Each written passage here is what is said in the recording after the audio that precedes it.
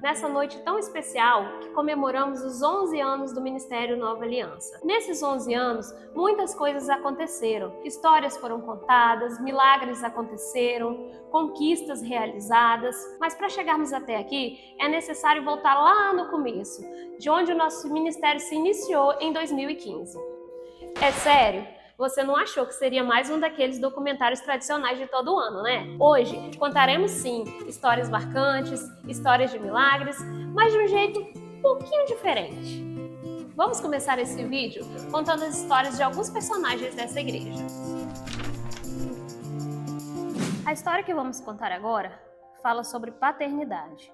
Eu cresci ouvindo falar sobre pai, mas para ser sincera, isso sempre foi meio confuso para mim. Porque quem me criou, cuidou de mim com tanto amor e me deu tudo o que eu precisava, foi o meu avô. E para mim, ele sempre foi meu pai. Mesmo assim, lá no fundo, parecia que faltava alguma coisa.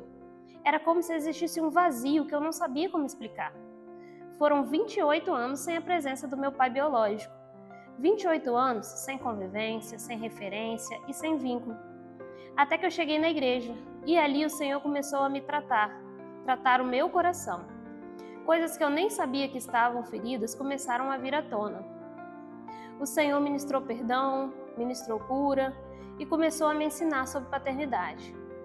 E em um momento, Deus falou claramente comigo sobre perdoar. E eu pensei, perdoar? Mas eu nem convivi, nem tenho história com ele. Mas entendi que o perdão não dependia do outro, dependia de mim e da minha obediência. Foi ali que eu decidi perdoar, e o que parecia impossível aconteceu.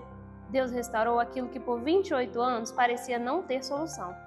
Hoje, meu pai biológico faz parte da minha vida, da minha casa, da minha família. E é até engraçado pensar, porque eu cresci com um pai e hoje eu tenho dois. Mas acima de tudo, eu conheci o meu verdadeiro pai, aquele que nunca me abandonou, que me cuidou e em todos os momentos esteve perto. Restaurou tudo. Hoje eu vivo debaixo dos cuidados do Senhor e posso dizer com toda certeza, Jesus é lindo e Ele cuida de nós.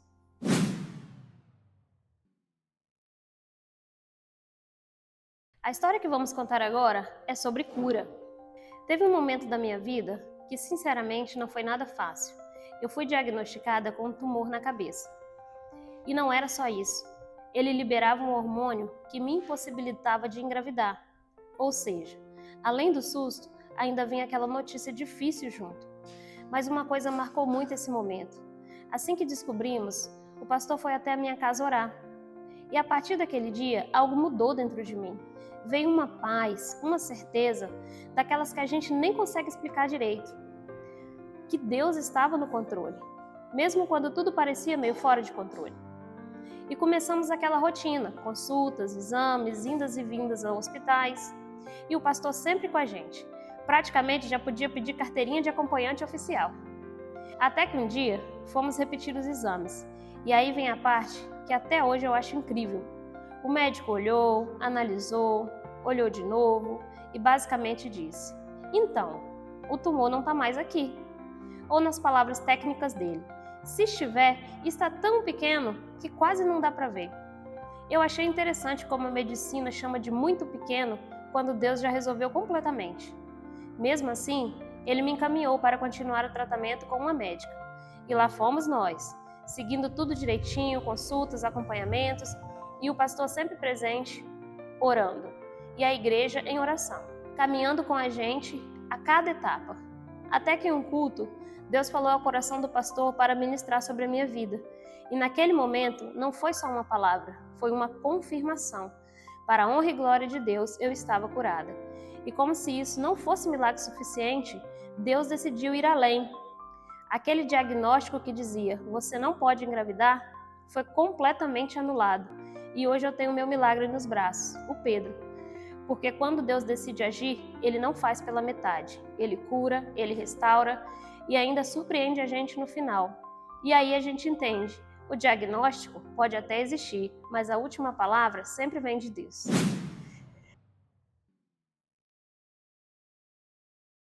A história que eu vou contar agora é sobre consolo. Quando eu cheguei na Igreja Nova Aliança, logo depois, Eu vivi um dos momentos mais difíceis da minha vida. Perdi a minha mãe. E quem já passou por isso sabe, é uma dor que não dá para explicar, só sentir. Mas no meio dessa dor, uma coisa me marcou profundamente: o acolhimento. Eu fui abraçada de uma forma que eu nunca vou esquecer. A igreja esteve comigo, os pastores, os irmãos. Teve gente que praticamente fez plantão ao meu lado.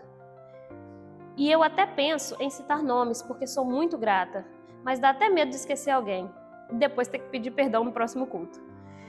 Mas pessoas especiais foram instrumentos de Deus naquele momento. Desde o período em que a minha mãe estava internada, eles estavam presentes.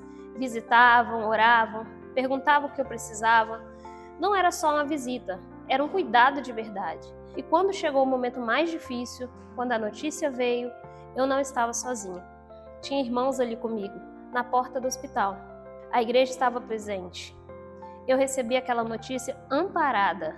E isso fez toda a diferença, porque a dor era grande, mas o cuidado também era.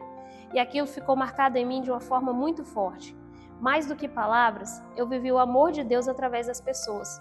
Um carinho sincero, um zelo verdadeiro, um cuidado que não era obrigação, era amor. E isso é algo que eu nunca vou esquecer, porque naquele momento de perda eu entendi na prática o que é ser família na fé. E mesmo em meio à dor, eu fui sustentada.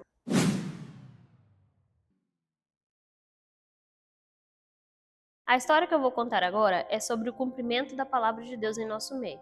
No dia 16 de março de 2020, o dia em que tudo fechou por causa da Covid-19, mas pouco antes disso, em uma sala de oração, o pastor trouxe uma palavra muito marcante para mim. Ele disse que me via no meio de um furacão e que uma tempestade viria sobre a minha família e que eu precisava permanecer firme na fé. Mas ele também disse algo que ficou guardado no meu coração, que depois da tempestade viria a bonança. E nessa bonança, uma semente plantada dentro de mim, e nessa semente estaria escrito ministério. Naquele momento ouvi e guardei, mas confesso que não fazia ideia do que estava por vir. Um mês depois, a tempestade começou. Meu tio foi internado com Covid e veio a falecer. Foi um período muito difícil. Ele era o único irmão da minha mãe ainda vivo, e ela não aceitava a perda. E no meio de tudo isso, ainda tinha o cenário da pandemia. O pessoal da saúde indo na casa fazer teste, aquele medo constante. O distanciamento das pessoas, justo no momento em que a gente mais precisava de um abraço, o abraço virou item proibido. Olha, se tivesse como abraçar de longe naquela época, a gente tinha virado especialista. Foi sem dúvida um tempo de muita turbulência, mas no meio de tudo isso eu me lembrava da profecia e aquilo me sustentava. Até que alguns meses depois, já em um tempo mais calmo, na bonança, eu comecei a desconfiar de algo e pensei: será que... Fiz o exame e aí veio a resposta. Sim, eu estava grávida. Na hora eu entendi. A semente tinha sido plantada. E hoje essa semente está entre nós, transbordando alegria por onde passa, mudando completamente a nossa vida. E o mais lindo é ver que tudo aquilo que foi profetizado vem se cumprindo de forma tão clara, tão especial, que a gente só pode reconhecer: foi Deus. Porque Ele avisa, Ele sustenta no meio da tempestade e depois Ele surpreende na bonança. E às vezes, a semente que a gente imagina de um jeito vem de uma forma milagrosa, bem mais fofinho do que a gente esperava.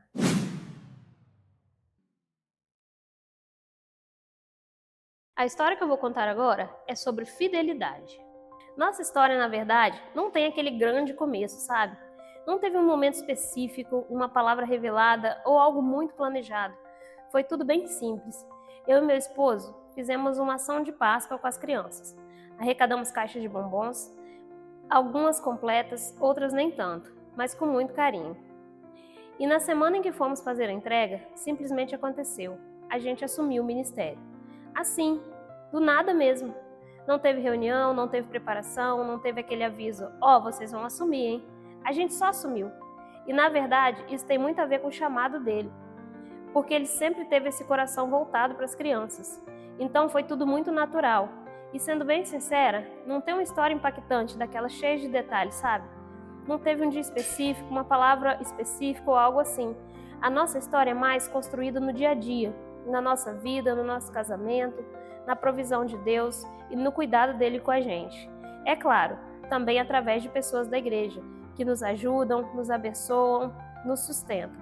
Mas foi tudo acontecendo de forma simples, sem grandes anúncios, grandes cenas, só Deus conduzindo e a gente dizendo amém no meio do caminho. E no fim das contas, a gente entende que nem toda história começa com um grande evento. Algumas começam com um passo simples e quando você vê, já virou propósito.